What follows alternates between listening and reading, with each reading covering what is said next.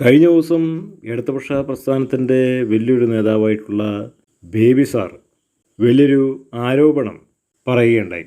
അദ്ദേഹം പറയുന്നത് ഇസ്രായേലുമായിട്ടുള്ള മുഴുവൻ ബന്ധവും സൈനിക സഹായവും ഇന്ത്യ അവസാനിപ്പിക്കണം. ഇടതുപക്ഷ പ്രസ്ഥാനം എക്കാലവും ഇസ്രായേലിനെതിരായിട്ടാണ് സംസാരിക്കുന്നത്. പാലസ്തീൻ അനുകൂലമായിട്ടാണ് എപ്പോഴും അവർ സംസാരിക്കുന്നത്. പക്ഷേ ഒരു കാര്യം മനസ്സിലാക്കാനുള്ളത്, ഇസ്രായേൽ ഇന്ത്യക്ക് വേണ്ടി ഒരുപാട് സഹായം ചെയ്യുന്നുണ്ട്. ഇന്ത്യയിലെ ചാരസംഘടനയായിട്ടുള്ള റോയിൻ്റെ കൂടെ ചേർന്ന് മൊസാദ് ഒരുപാട് ഓപ്പറേഷൻസ് ചെയ്യുന്നുണ്ട്. പാകിസ്ഥാനെ ദീർഘവർഷങ്ങൾക്ക് മുമ്പേ ഒതുക്കിത്തരാമെന്ന് വരെ അവർ പറഞ്ഞിട്ടുണ്ടായിരുന്നു. അത് നരേന്ദ്രമോദി സർക്കാരിൻ്റെ കാലഘട്ടത്തിലല്ല, അതിന് മുമ്പ് വർഷങ്ങൾക്ക് മുമ്പേ അവർ പറഞ്ഞിട്ടുണ്ടായിരുന്നു. പക്ഷേ ഇന്ത്യൻ ഗവൺമെൻറ് സമ്മതിച്ചില്ല. ഇന്ത്യയുടെ വെളിയിൽ കാനഡയിലും മറ്റു പല രാജ്യങ്ങളും ഖലിസ്ഥാൻ തീവ്രവാദികളെ കൊല്ലാൻ മൊസാദ് ഒരുപാട് ഇന്ത്യയുമായിട്ട് ചേർന്ന് പ്രവർത്തിക്കുന്നുണ്ട്. ലോകത്തിൻ്റെ കാര്യം എടുത്ത് നോക്കുകയാണെങ്കിൽ ഇസ്രായേലില്ലാതെ ലോകത്തിന് ജീവിക്കാൻ കഴിയില്ല. അതിനുള്ള ഏറ്റവും വലിയ ഉദാഹരണമാണ് ഫേസ്ബുക്ക്, ഇൻസ്റ്റഗ്രാം, വാട്സപ്പ്.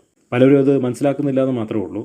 ഇസ്രായേലിനെ നിരന്തരം കുറ്റം പറഞ്ഞുകൊണ്ടിരിക്കുന്ന ഒരുപാട് വ്യക്തികൾ അവരടക്കം ഈ മാധ്യമങ്ങൾ ഉപയോഗിക്കുന്നുണ്ട്. ഈ 3 മാധ്യമങ്ങളുടെയും ഉടമസ്ഥൻ മാർക്ക് സുക്കൻബർഗ് ഒരു ജൂതനാണ്. ജൂതന്മാരാണ് സോഷ്യൽ മീഡിയ ലോകത്തിൽ നിയന്ത്രിക്കുന്നത്. ബേബി സാറടക്കം പലപ്പോഴും ഈ പറഞ്ഞിരിക്കുന്ന ഫേസ്ബുക്കും ഇൻസ്റ്റഗ്രാമും വാട്സപ്പൊക്കെ ഉപയോഗിക്കുന്നുണ്ടാവും. അപ്പോൾ ശരിക്കും പറഞ്ഞാൽ ജൂതന്മാരുടെ ഉൽപ്പന്നമാണ് ഉപയോഗിച്ചുകൊണ്ടിരിക്കുന്നത്. ഈ 3 സോഫ്റ്റ്വെയറുകളും ലോകത്തിൽ നിശ്ചലമായി കഴിഞ്ഞാൽ ലോകത്തിൻ്റെ അവസ്ഥയൊന്ന് ആലോചിച്ച് നോക്ക്. ഇതുകൂടാതെ തന്നെ ഒരുപാട് വ്യവസായ വാണിജ്യ സംരംഭങ്ങൾ, സേവനങ്ങൾ, ഉൽപ്പന്നങ്ങളൊക്കെ ഇസ്രായേലിൻ്റെതായിട്ട് ലോകത്തിൽ ഉപയോഗിക്കുന്നുണ്ട്. ലോകത്തിലുള്ള എല്ലാ രാജ്യങ്ങളിലെയും ഭരണകർത്താക്കന്മാർ ഉപയോഗിക്കുന്ന പെഗാസസ് സ്പൈവെയർ, മറ്റൊരാളുടെ വാട്സപ്പ് അക്കൗണ്ടിലേക്ക് ഒരു ലിങ്ക് അയച്ചിട്ട് അയാളുടെ വാട്സപ്പിൻ്റെ അകത്തുള്ള എല്ലാ ഇൻഫർമേഷൻ, മൊബൈൽ ഫോണിനകത്തിരിക്കുന്ന എല്ലാ ഇൻഫർമേഷൻ, ആരാണോ ലിങ്ക് അയച്ചത് അവർക്ക് വരുന്നതായിട്ടുള്ള ഒരു സാങ്കേതികവിദ്യയാണ് ആ സോഫ്റ്റ്വെയറിലുള്ളത്. അത് ഇന്ത്യ പോലത്തെ രാജ്യം ഉപയോഗിക്കുന്നുണ്ട്, സൗദി അറേബ്യ ഉപയോഗിക്കുന്നുണ്ട്. അത് ഇസ്രായേലിൻ്റെ സംഭാവനയാണ്.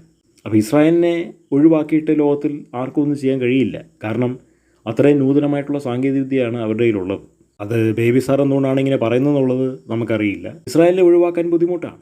കാരണം ഇസ്രായേലിൻ്റെ ആ പ്രത്യേകതകൾ എന്തെന്നുള്ളത് മനസ്സിലാക്കാത്തവർ മാത്രമേ ഇതുപോലുള്ള പോഴത്തരങ്ങൾ പറയുള്ളൂ. ഇസ്രായേലില്ലെങ്കിൽ ലോകമില്ല.